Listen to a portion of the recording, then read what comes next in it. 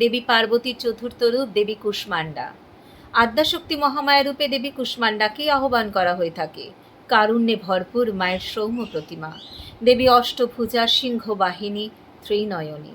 দেবীর বাম হাতে থাকে অমৃতপূর্ণ কলস, আর যে অমৃত ব্রহ্মের রূপক।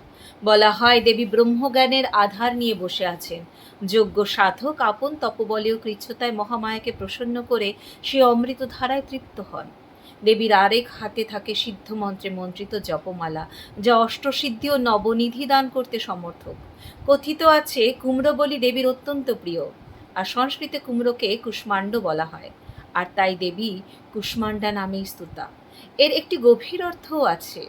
সংসারের বিভিন্ন তাপ, কুৎসিত, কালিমা, উষ্মা দেবী আপন অণ্ডে বা উদরে ধারণ করে জগৎকে কালিমা মুক্ত রাখেন, আর তাই দেবী কুষ্মান্ডা। শুভ সপ্তমী।